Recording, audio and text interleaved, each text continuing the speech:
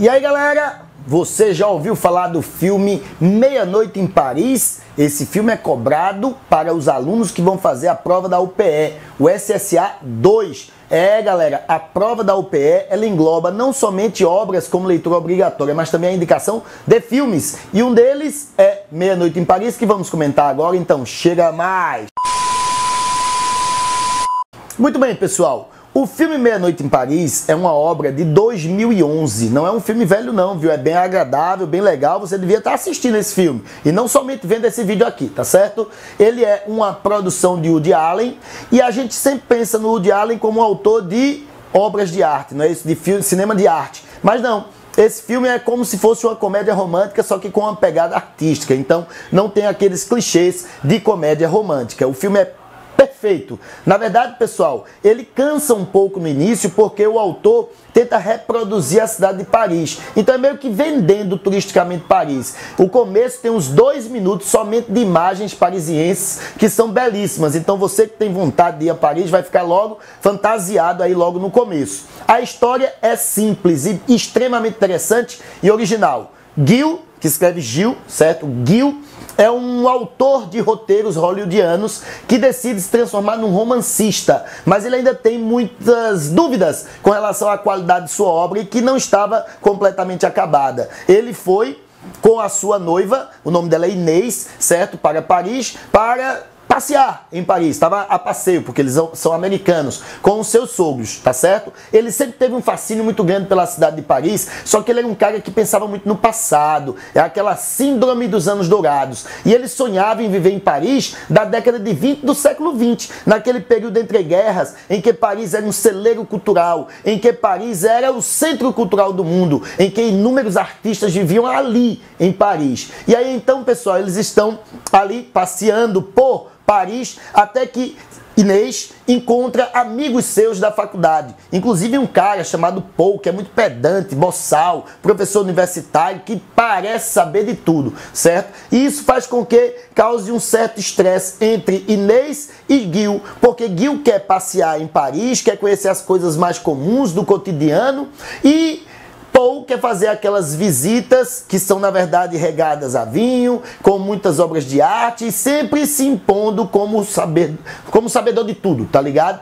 E aí, então, determinado dia, Gil não decide ir sair para dançar numa festa com eles, e aí, então, Inês vai com Paul e a noiva, certo? E ele decide andar sozinho por Paris, até que ele chega na frente de uma pequena igreja, e aí ele dá um cochilinho, quando acorda com o sino tocando meia-noite, passa um carro antigo da década de 20, chamando ele para passear por Paris. E aí, pessoal, esse carro faz uma viagem no tempo, como se fosse uma obra surrealista, voltando ao passado, permitindo que o autor pudesse encontrar com inúmeros ícones, aquelas pessoas pelo qual ele adorava. E aí, então, ele encontra inúmeros nomes da literatura, pintura, música, o escambau. Cada viagem no tempo que ele faz, ele encontra com uma figura importante do século XX. Aí a gente tem como destaque aí o casal Zelda e Scott Fitzgerald. Nós temos também como destaque Ernest Hemingway. Nós temos também como destaque, isso aí é tudo da literatura, tá certo? Quando a gente parte para a pintura, ele vai mostrar aí Picasso em um determinado momento. Inclusive Picasso tinha uma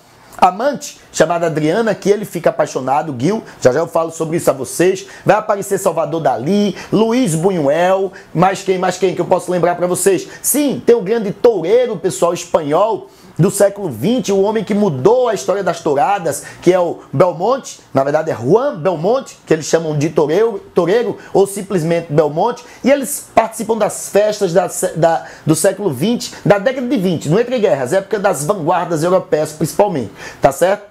E aí Gil fica completamente fantasiado com esse mundo do passado e todas as noites ele tenta reencontrar essa galera. Até que ele se apaixona por Adriana, que na verdade era amante de Picasso, mas que já tinha sido amante no passado de Braque e de nada mais, nada menos que Mogliani, certo? E aí então, pessoal, ele fica apaixonado por ela, mas ele sabe dessa distância do tempo e que também tinha um problema grave. Ele era noivo de Inês e estava prestes a casar. Isso vai causar uma confusão na cabeça de Gil, que na verdade está aí dividido entre voltar ao passado, a época que ele ama, com a mulher que ele deseja, ou casar com a mulher que ele não está tendo mais interesse, porque na verdade ela negava várias coisas que ele gostava de fazer. Ele era um cara fascinado pelo passado. No livro dele, o personagem central era dono de uma loja de antiquários. Tudo tem a ver com essa viagem no tempo, tá certo? E aí, pessoal, o final é bem, vamos assim dizer, inesperado, porque na verdade a gente espera sempre que os casais se formem, não é isso? E o casal não se forma, porque Gil volta no tempo mais uma vez com a Adriana, só que a Adriana era fascinada pela Belle Époque,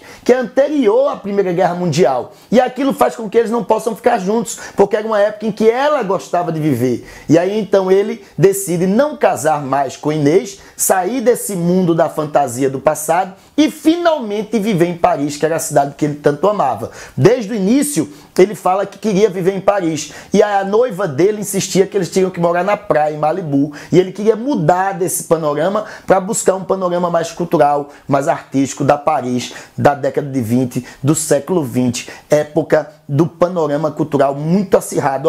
Tinha lá em Paris, do século 20, da década de 20, vivia lá, pessoal, Picasso, Salvador Dalí, Ernest Hemingway, essa galera todinha que aparece no filme, certo? Vivia de verdade em Paris nesse período. E aí, ele nessa viagem no tempo e, claro, no imaginário, buscando o inconsciente, o sonho, a maneira como Woody Allen arranja para ele voltar no tempo e conhecer os seus grandes ídolos. É um filme fantástico, você não pode deixar de ver. Eu acredito que você deveria ver esse filme para poder fazer essa prova, porque o filme é muito bom, não é aquele tipo de comédia romântica clichê não, tá certo? E cai na prova da UPE e eu quero que você detone. Antes de mais nada, se inscreve aqui no canal, beleza? Compartilha em suas redes sociais e divulga o professor Beto Brito por aí. Até mais, tchau!